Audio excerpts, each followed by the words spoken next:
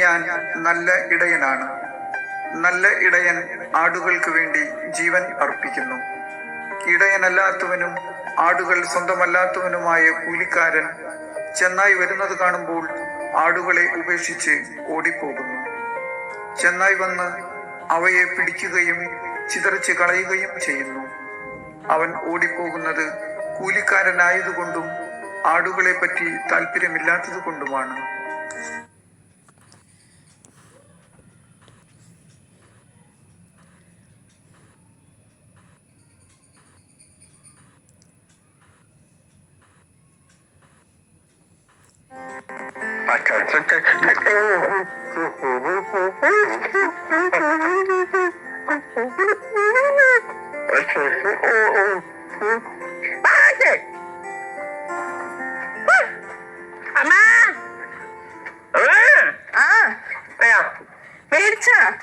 പറഞ്ഞതെല്ലാം മേടിച്ചിട്ടുണ്ടോ? അല്ല മിഠായി മേടിച്ചാ കേട്ടതെന്ന് നിനക്കറിയില്ല. അപ്പൊ മഴ പെയ്തപ്പോ എന്ത് ചെയ്ത്? അവക്ക് അറിയാലേ മഴയൊക്കെ പെയ്താ കേറി നിക്കണോന്ന്. പറഞ്ഞെല്ലാം മേടിച്ചിട്ടുണ്ടല്ലോ. നോക്കമ്മ വാ അമ്മേ പാല് ഏൽപ്പിച്ച് വെച്ചിട്ടുണ്ട്. വാ ഹോർലിക്സിട്ട് പാല് കേട്ടോ. ഞാൻ കുറച്ചോട് ബാറ്റ് ചെയ്യാം.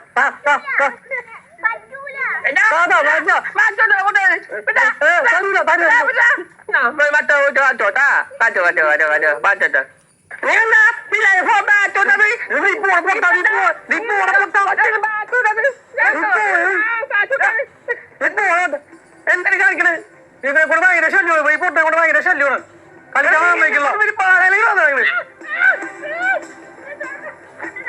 അമ്മേ അമ്മ ഇവനെ ആ പിള്ളേരോട് ഉണ്ടാക്കണെന്ന് കുറെ നേരം ഞാൻ നോക്കിക്കണത്. അതെ, ഒന്നാമത് പുറത്തിറങ്ങി കഴിഞ്ഞാൽ പൊട്ടനെ എന്നാണ് എല്ലാരും വിളിക്കണത്. ഇവനെ ഒന്നില്ലെങ്കിൽ അകത്ത് പൂട്ടിയിട്ടുള്ളൂ മനുഷ്യനെ നാണം കെടുത്താനായിട്ട്. മോനെന്തിനാണ് തല്ലുപിടിക്കാനൊക്കെ പോയത് പിള്ളേരായിട്ട്? അന്ന് ഞാനല്ല, അമ്മാണ്. അമ്മ പിള്ളേർക്ക് ബാക്കി കൊടുത്തില്ല. അമ്മ അവരെന്തെങ്കിലും കാണിക്കട്ടെ. ഇനി മേലല്ല പിള്ളേരൊക്കെ പോകുമ്പോ തല്ലുപിടിക്കരുത്. അമ്പാണ്.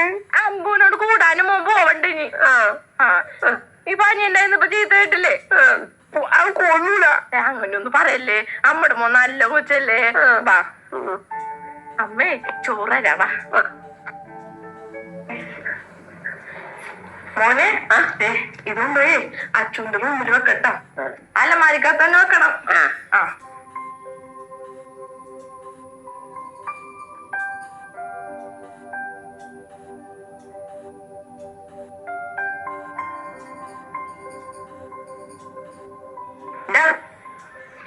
നിന്നോട് ആരും പറയണ റൂമിൽ കയറാനായിട്ട്? അമ്മേ എന്റെ അലമാരി വെക്കാൻ വേണ്ടിട്ട്.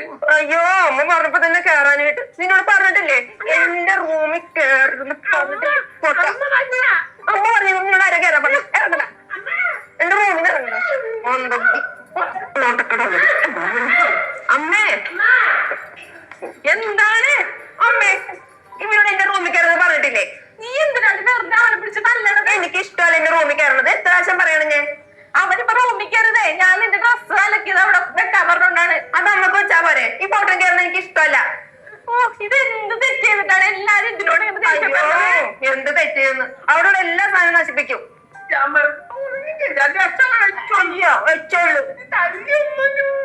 ഇനി മേലും തല്ലാതിരിക്കട്ടെ. ഞാൻ ഇത് നിന്നേക്കാളൊക്കെ മൂത്തതല്ലേ? ചേട്ടനാണ്. ആ ഒരു ബഹുമാനമെങ്കിലും കൊടുക്ക്. പിന്നെ ബഹുമാനിക്കപ്പെട്ടൊരു സാധനം ചേട്ടനാണ് പോലും. എനിക്ക് ആകെ ഒരു ചേട്ടനുള്ളൂ, അതെന്റെ ദീപു ചേട്ടനാണ്. ഇതിനൊക്കെ കൊണ്ടേ കാണാം, അതാ നല്ലത്. പോട്ടെ, മോന് അമ്മയില്ലേ? അമ്മക്ക് മോന് ഇഷ്ടമാണ്. അതുപോലെ ഞങ്ങൾ പോണ്ടട്ടാ. വാട്ടാ, ഇരിക്കി. അമ്മേ ദേ അവര് വന്നു. വരാൻ വഴിയൊക്കെ ബുദ്ധിമുട്ടുണ്ടായിരുന്നോ? കുഴപ്പമില്ലായിരുന്നു. ലൊക്കേഷൻ കറക്റ്റ് ആയിട്ട് കിട്ടിയോണ്ട് വലിയ ബുദ്ധിമുട്ടില്ലാണ്ട് എത്തി ഞങ്ങള്. അമ്മ ഇപ്പൊ വരൂട്ടാ. അമ്മേ ആൾക്കൊണ്ട് ചായ കൊടുക്കട്ട.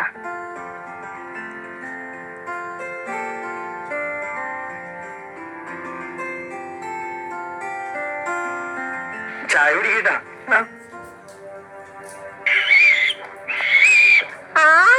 എന്തിനൊക്കെ കാത് നല്ല കാത് കൊറേ പേര് വന്നിട്ടുണ്ടാ.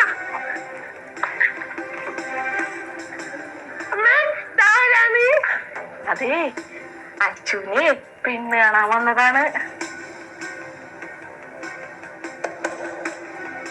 അമ്മ ഇതാണ് മനവാളൻ. എന്താണ് എന്താണ് അല്ല ഇതാരാണ്? അത് പിന്നെ അതെ മൂത്ത മോനാണ് ഇവരുടെ ചേട്ടൻ. അല്ല ബ്രോക്കർ പറഞ്ഞപ്പോ നമുക്ക് ഇങ്ങനെ ഒരു വയ്യാത്തൊരാളുണ്ടെന്നേ പറഞ്ഞു, വയ്യാത്തൊരു ചേട്ടൻ ഉണ്ടെന്നേ പറഞ്ഞോളൂ. ഇതിപ്പോ ഒരുമാതിരി മന്നബുദ്ധി ചെറുക്കനാണല്ലോ.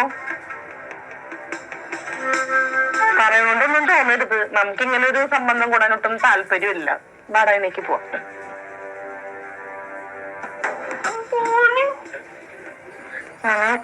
അവരോടൊന്നും പറ.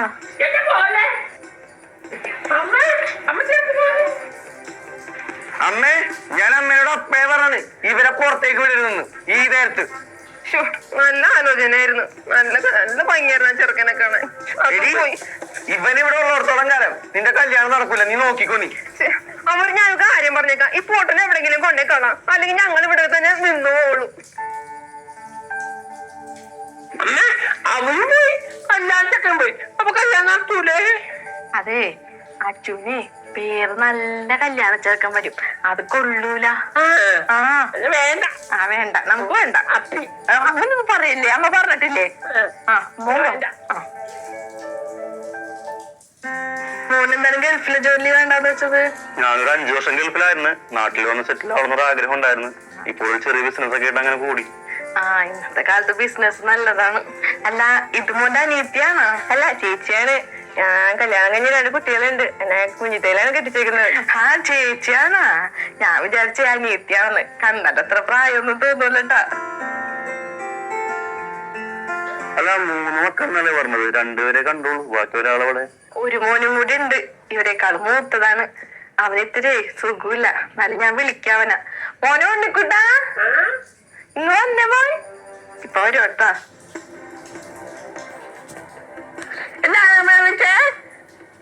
ഇതാരൊക്കെ വന്നേ നോക്കി. അതെ അച്ഛനെ പെണ്ണാണാൻ വേണ്ടി വന്നതാണ്. ഇതാണ് കല്യാണത്തേക്ക്. എന്റെ പേര് ജിതിന്നാണ്. എങ്കിൽ ശരി എന്നാ ഞങ്ങൾ ഇറങ്ങട്ടെ. ഞങ്ങൾ വീട് എന്താന്ന് അറിയിക്കാം.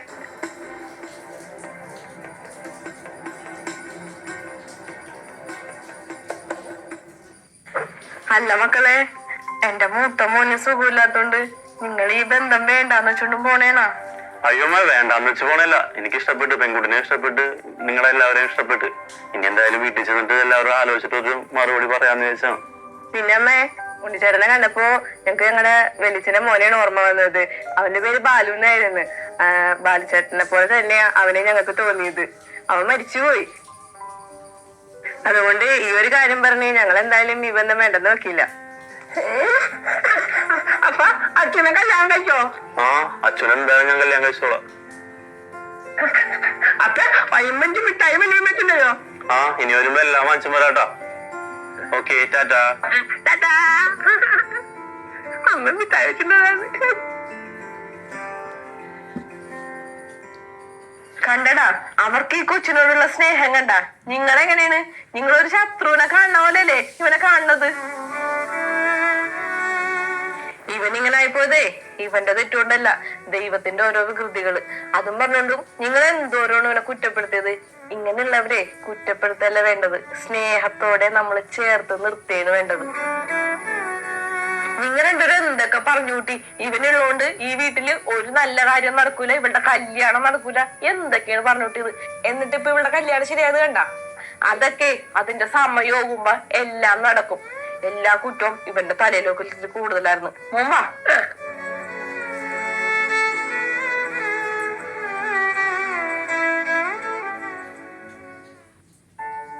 അതെ, ഈ അമ്മ പറഞ്ഞതുപോലെ കുറവുകളുള്ളവരെ മാറ്റി നിർത്താനല്ല, ചേർത്ത് പിടിക്കാനാണ് നമ്മൾ പഠിക്കേണ്ടത്. രക്തബന്ധങ്ങളുടെ അളവുകൾ ഒരിക്കലും ബുദ്ധിയോ പ്രാപ്തിയോ നോക്കിയാവരുത്. പരസ്പരം മനസ്സറിഞ്ഞ് സ്നേഹിക്കാൻ വലിയ ബുദ്ധിയൊന്നും വേണ്ട, ഒരു കുഞ്ഞു മനസ്സ് മാത്രം മതി. നമുക്ക് ചുറ്റുമുള്ളവരെ അവരുടെ കുറവുകളോടെ സ്നേഹിക്കാൻ പഠിക്കണം. കാരണം സ്നേഹമാണ് ഈ ലോകത്തിലെ ഏറ്റവും വലിയ പുണ്യം. ഞങ്ങളുടെ ഈ ഒരു കുഞ്ഞു വീഡിയോയിലൂടെ ഞങ്ങൾ പറയാൻ ആഗ്രഹിച്ചതും അത് തന്നെയാണ്. വീഡിയോയെ കുറിച്ചിട്ടുള്ള അഭിപ്രായം അതെന്തായാലും കമന്റ് ചെയ്യാൻ മറക്കരുതേ.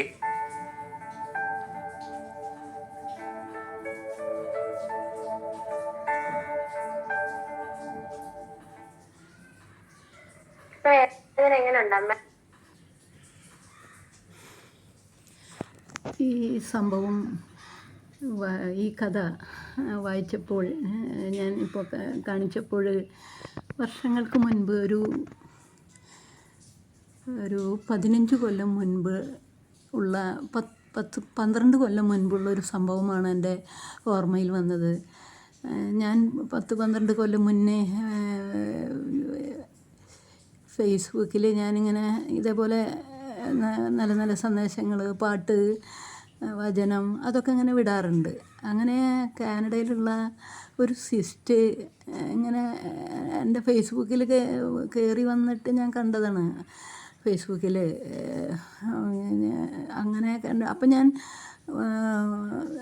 വാട്സപ്പിലും ഫേസ്ബുക്കിലൊക്കെ ഒരു സിസ്റ്റിനെ കണ്ടിട്ട് ഞാൻ വിട്ടതാണ്. ഞാൻ വിടാറുണ്ട്, ഫേസ്ബുക്കിൽ ഇടാറുണ്ട്. പിന്നീടാണ് ഞാൻ കാനഡയിലുള്ള ഒരു സിസ്റ്റാണെന്ന് ഞാൻ അറിയില്ല. അങ്ങനെ ആ സിസ്റ്റ് നാട്ടിലേക്ക് വന്നു. അപ്പോൾ എന്നെ ഫോൺ വിളിച്ചു. എൻ്റെ നമ്പർ എങ്ങനെ കിട്ടി അതൊന്നും എനിക്കറിയില്ല. എൻ്റെ ഫേസ്ബുക്ക് കാണാറുണ്ട്, 10-13 കൊല്ലം മുൻപ് കാണാറുണ്ട്. ഞാൻ ഫേസ്ബുക്കിൽ വിടുന്നതെല്ലാം കാണാറുണ്ട്. അങ്ങനെ ഈ സിസ്റ്റ് നാട്ടിലെത്തിയപ്പോൾ എൻ്റെ നമ്പറിലേക്ക് വിളിച്ചിട്ട് ചോദിച്ചു, ചേച്ചിയുടെ വീഡിയോ ഒക്കെ ഞാൻ കാനഡയിൽ ആയിരിക്കുമ്പോൾ ഞാൻ കണ്ടിട്ടുണ്ട്, ഞാൻ വരട്ടെ, ഞാൻ ഒന്നങ്ങോട്ട് വരട്ടെ വീടിൻ്റെ അവിടേക്ക് എന്ന് പറഞ്ഞു. വീട് അപ്പോൾ നെല്ലിക്കുന്ന് എവിടെയായിട്ട് അതൊക്കെ പള്ളിയുടെ അടുത്ത് ചോദിച്ചാൽ മതി, അപ്പോൾ കാണിച്ചു തരും എന്ന് പറഞ്ഞു വീട്. അങ്ങനെ അപ്പോഴും എനിക്ക് ഒന്ന് കാണാൻ വരട്ടെ എന്നാണ് ചോദിച്ചത്. ചേച്ചിനെ ഒന്ന് കാണാൻ വരട്ടെ എന്ന് ചോദിച്ചു, വന്നോളാനും പറഞ്ഞു. അങ്ങനെ സിസ്റ്റ് കുറച്ച് വന്നപ്പോൾ നല്ല വിലപിടിപ്പുള്ള ഒരു കാറ് ഒക്കെ ആയിട്ടാണ് വീട്ടിലേക്ക് വന്നത്. സിസ്റ്റിൻ്റെ ചേച്ചിയുണ്ട്, ചേച്ചിയുടെ മോനുണ്ട്. സിസ്റ്റിൻ്റെ ചേച്ചി ഡോക്ടറാണ്. സിസ്റ്റിൻ്റെ ചേച്ചിയുടെയാണ് കാറ്. ചേച്ചിയും സിസ്റ്റും മോനും കൂടിയാണ് വീട്ടിലേക്ക് വന്നേക്കണത്. എന്താണാവോ എന്ന് ഞാൻ വിചാരിച്ചു. പെട്ടെന്ന് ആ മോനെയും കണ്ടപ്പോഴും കണ്ടാൽ നമുക്ക് മനസ്സിലാവില്ല. 30-35 വയസ്സായിട്ടുണ്ട്. നല്ല കാണാനും നല്ല യോഗ്യനായ ഒരു ചെറുപ്പക്കാരൻ കാണാനും ഒക്കെ. അകത്തേക്ക് കയറി ഇരിക്കാൻ പറഞ്ഞ അവർ 3 പേരിങ്ങനെ ഇരുന്നു. അപ്പോൾ എന്നോട് സിസ്റ്റ് പറഞ്ഞു, എൻ്റെ ചേച്ചിയുടെ മോനെ, ചേച്ചി ഒന്ന് ഇവന് വേണ്ടി പ്രാർത്ഥിക്കുമോ എന്ന് ചോദിച്ചു. അപ്പോഴും അത്രയാണ് എന്നോട് പറഞ്ഞത്. അപ്പോൾ ഞാൻ പറഞ്ഞു, വയാ നമുക്കെല്ലാവർക്കും കൂടി, എനിക്ക് മുകളിലൊരു പ്രാർത്ഥന മുറി ഉണ്ട്, അവിടെ പോയി പ്രാർത്ഥിക്കാം എന്ന് പറഞ്ഞു. അങ്ങനെ ഒരു 10 മിനിറ്റ് മുകളിൽ പോയിട്ട് പ്രാർത്ഥിച്ചു. അത് കഴിഞ്ഞ് താഴേക്ക് വന്നു. അപ്പോൾ ഞാൻ നിങ്ങൾക്ക് എന്തെങ്കിലും കുടിക്കാനായിട്ട് എടുക്കാം. അപ്പോഴും ഇവരൊന്നും മിണ്ടുന്നില്ല. ഈ ചെറുപ്പക്കാരൻ ഇങ്ങനെ ഇരിക്കുന്നുണ്ട്. എന്തോ ഒരു വയ്യാത്ത ഒരു ഇത് എനിക്ക് അപ്പോൾ തന്നെ ഫീൽ ചെയ്തു. അപ്പോൾ ഞാൻ എന്തെങ്കിലും ചെറുനാരങ്ങ വെള്ളം എന്തെങ്കിലും എടുക്കട്ടെ, വെള്ളം ചൂടുകാലമാണ്. അപ്പോൾ ശരി എന്നുള്ളത് വേണ്ട എന്ന് പറഞ്ഞു. അപ്പോൾ അല്ല, എന്തായാലും ഒരു ഗ്ലാസ് വെള്ളം കുടിച്ചിട്ട് പോകാമെന്ന് പറഞ്ഞ് ഞാൻ ചെറുനാരങ്ങ കലക്കാനായിട്ട് പോകാൻ നിൽക്കുമ്പോൾ വീട്ടിൽ വേറെ ആരുമില്ല, ഞാൻ മാത്രമല്ലേ ഉള്ളൂ. ചേട്ടനൊന്നും ഗൾഫിൽ നിന്ന് അവസാനിപ്പിച്ച് വന്നിട്ടില്ല. ഉടനടി ഈ ചെറുപ്പക്കാരൻ ആൻറ്റി ആൻറ്റി എന്ന് പറഞ്ഞ് 2 വിളി വിളിച്ചുള്ളൂ. ആ വിളിയിൽ തന്നെ എനിക്ക് മനസ്സിലായി ഒരു കൊച്ചുകുട്ടീരെ പോലെ എന്നെ വിളിക്കുകയാണ് ഈ ചെറുപ്പക്കാരൻ. അപ്പോൾ തന്നെ എനിക്ക് മനസ്സിലായി എന്തോ ബുദ്ധിക്ക് കുറവുള്ള ഒരു ഇതാണെന്ന്. അപ്പോൾ തന്നെ ഞാൻ എന്താ മോനെ എന്ന് ചോദിച്ചു. 30-35 വയസ്സുണ്ട്. അപ്പോൾ ആൻറ്റി ജ്യൂസ് എടുക്കാൻ പോവാണ് അല്ലേ എന്ന് ചോദിച്ചു. അപ്പോൾ ഞാൻ പറഞ്ഞു, അതെ, എന്ത് ജ്യൂസാണ് വേണ്ടേ എന്ന് ചോദിച്ചു. അപ്പോൾ ഉടനടി പറഞ്ഞു, എനിക്ക്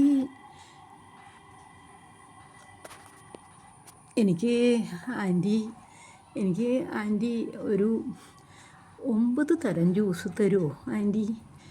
അത് പറഞ്ഞ വഴിക്ക് സിസ്റ്ററിൻ്റെയും ഈ ചെറുപ്പക്കാരൻ്റെ അമ്മ സിസ്റ്ററിൻ്റെ ചേച്ചിയുടെയും ആകെ മുഖമൊക്കെ മാറി, മുഖത്തൊക്കെ ഒരു ദേഷ്യഭാവം പോലെയായി മുഖം.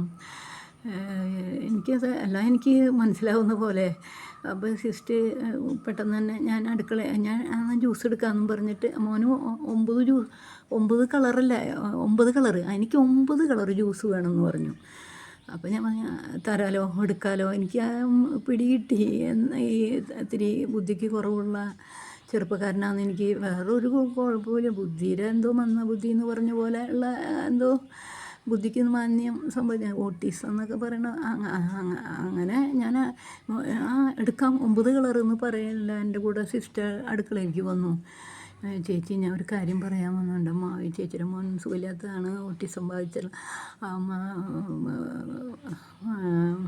ബുദ്ധിമാന്യം സംഭവിച്ച അങ്ങനെ പറഞ്ഞിട്ട് ചേച്ചി ഒരു ജ്യൂസ് എടുത്താൽ മതി. ഞാനത് ഫോണിൽ കൂടെ പറഞ്ഞില്ല എന്ന് പറഞ്ഞു.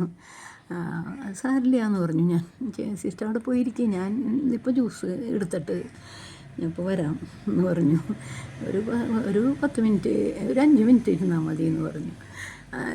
ജ്യൂസിൻ്റെ കാര്യമൊക്കെ ഞാൻ അത് പറഞ്ഞോട്ടെ, ആ മകൻ അങ്ങനെ പറഞ്ഞോട്ടെ, അത് കുഴപ്പമൊന്നുമില്ല എന്ന് പറഞ്ഞിട്ട് ഞാനൊരു 10 മിനിറ്റ് എടുത്തിട്ടുണ്ടാവും ചുരുങ്ങിയത്. 10 തരം അങ്ങ് ഒരു 9 പറഞ്ഞത്. 9 തരം ജ്യൂസും 9ഉം ഇവർ 2 പേരും കൂടി 11 ഗ്ലാസ് 12 ഗ്ലാസ് മൊത്തം ജ്യൂസ്. അതിൽ ഒരു കളറ് മാത്രം, ഒരെണ്ണം മാത്രം ചെറുനാരങ്ങയുടെ 3 ഗ്ലാസ്, പിന്നെ 8 ഗ്ലാസ്സിൽ ക്യാരറ്റ് ജ്യൂസ്, തക്കാളി ജ്യൂസ്, ബീട്രൂട്ട് ജ്യൂസ്, പിന്നെ ടാങ്ക് പൊടിയരി ഉണ്ടായിരുന്നു, നാരങ്ങയുടെ, പൈനാപ്പിളിൻ്റെ ചേട്ടൻ ഗൾഫിൽ നിന്ന് കൊണ്ടുവന്ന് വെച്ചിട്ടുള്ളത്. എന്തിനു പറയുന്നു, 10 മിനിറ്റ് കൊണ്ട് എനിക്ക് 9 കളറ് ആ മകൻ്റെ ആഗ്രഹം സാധിപ്പിച്ചു കൊടുക്കാനായിട്ട് എനിക്ക് സാധിച്ചു എന്നുള്ളത് സാധിച്ചു. ഞാൻ ദൈവത്തിന് വേഗം നന്ദി പറഞ്ഞു. നോക്കിയപ്പോൾ 10 മിനിറ്റ് ആവണുള്ളൂ. എല്ലാം കഴിഞ്ഞ് ഞാൻ ഈ വലിയൊരു ട്രയൽ ഈ 12 ഗ്ലാസും 11 ഒരു ഗ്ലാസ് അധികം വെച്ചു. 12 ഗ്ലാസ്, ഒരെണ്ണം മാത്രം 3 ഗ്ലാസ്, ബാക്കി 9 എണ്ണം 9 തരത്തിലുള്ള കളറിലുള്ള ജ്യൂസുകൾ ഉണ്ടാക്കി 12 ഗ്ലാസ് ഞാൻ ട്രയൽ വെച്ച് കൊണ്ടു കൊടുത്തു. കണ്ടു കഴിഞ്ഞ വഴിക്ക് ആ മകൻ്റെ ഒരു സന്തോഷം കാണണം. എനിക്ക് ദൈവമേ, എനിക്ക് അതിശയം തോന്നി ആ സന്തോഷം കണ്ടപ്പോൾ. ഇവർ കുടിച്ചിട്ട് സിസ്റ്ററിൻ്റെ ചേച്ചി ഡോക്ടറും കുടിച്ചിട്ട് ഇത്തിരി ആയിട്ടുള്ളൂ. അപ്പോഴേക്കും ചെരേന്ന് ഈ 9 ഗ്ലാസ് ഈ സഹോദരൻ ഈ മകൻ കുടിച്ചു എന്നുള്ളതാണ്.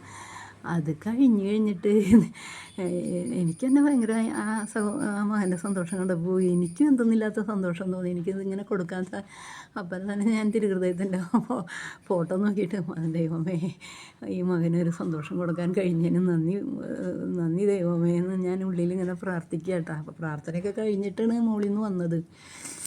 ഞാൻ ഒരു മിനിറ്റ് കാര്യം കേൾക്കാണ്ട് ഇങ്ങനെ പറഞ്ഞു. അത് കഴിഞ്ഞപ്പോൾ പിന്നീടുണ്ടായതാണ് എനിക്ക് ഭയങ്കര അതിശയം തോന്നിയ. കുടി കഴിഞ്ഞ വഴിക്ക് ഈ മകൻ എൻ്റെ കാലിക്ക വീണ പോലെ, കാലിക്ക ഇരിക്കണ പോലെയായിട്ട് കാല് തൊട്ട് മുത്തിയിട്ട് ആൻറ്റി നന്ദിയുണ്ട് കേട്ടോ ആൻറ്റിയെ, നന്ദിയുണ്ട് ആൻറ്റിയെ എന്ന് പറഞ്ഞിട്ട് ഈ കാലുമ്മ പിടിച്ച് മുത്താണ്, തൊട്ട് മുത്തുക. ഞാൻ വിചാരിക്കും ദൈവമേ, എത്ര മന്ദബുദ്ധിയാണ്, ബോധമില്ലാത്തതാണ്. എന്തൊക്കെയായാലും ആ ഒരു വാക്കിൽ തന്നെ, നന്ദി പറഞ്ഞുകൊണ്ടുള്ള ആ ഒരു വാക്കിൽ തന്നെ എത്ര നല്ല മകനാ, ദൈവത്തിന് ഇഷ്ടപ്പെട്ട മകനാ ഈ മകൻ എന്ന് ഞാൻ മനസ്സിൽ ആലോചിച്ചു. അപ്പോൾ ആ സംഭവം ഞാനിപ്പോൾ ഈ സ്റ്റോറി ഇത് പറഞ്ഞപ്പോൾ ഞാൻ ഇത്രയും പറഞ്ഞു എന്ന് മാത്രം.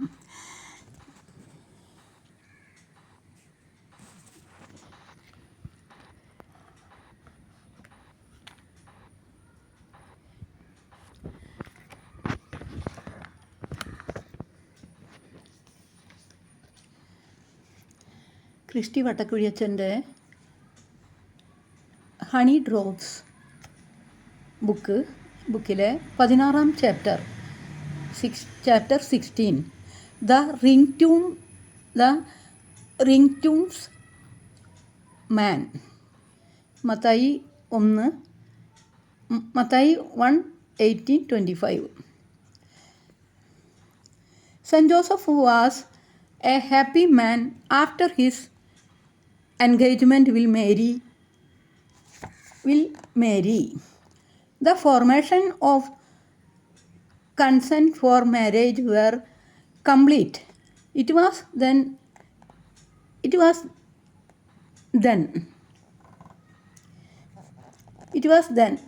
he was struck by the news like a thunderbolt. Unbearable to accept, impossible to believe. O Mary, innocent and poor, noble and upright, a babe in Mary's womb without his knowledge. Joseph broke down and wept bitterly. His young heart burned intensely. He was inconsolable. What now? What also might have crossed his mind? Abortion, killing of mother and child, death for all three. Suicide, no. He could never do such things. Then to abandon her quietly in absolute secrecy. But how Joseph arrived at a decision? Before next dawn breaks, I will have this village. Everyone would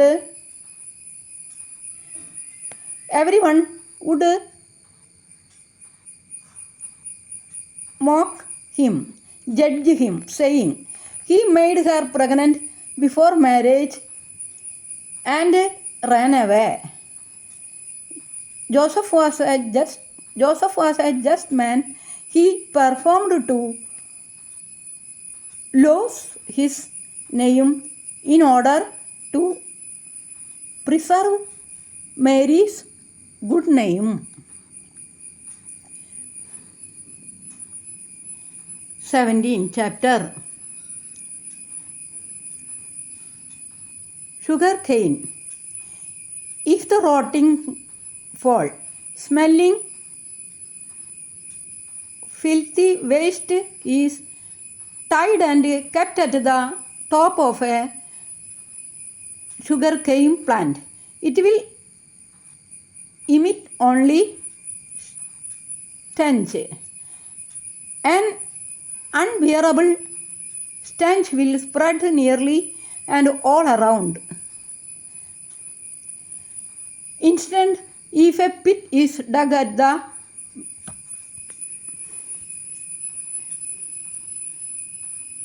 base of the sugarcane and all that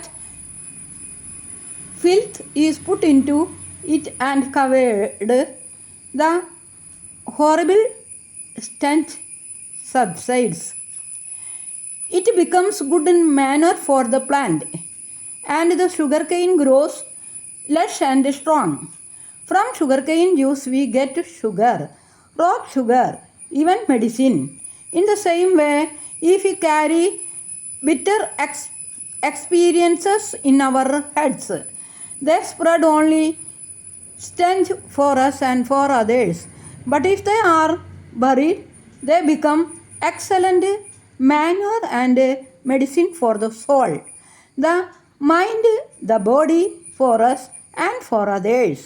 So then Should you not make your life sweet? Should you not turn it into medicine?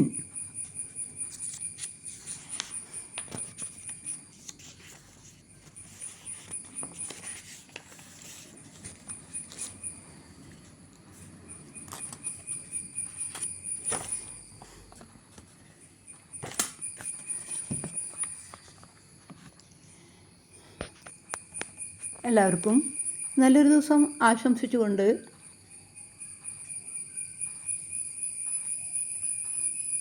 Next chapter tomorrow 18 chapter 18 next day. എല്ലാവർക്കും നന്മ വരട്ടെ പ്രാർത്ഥനയോടെ.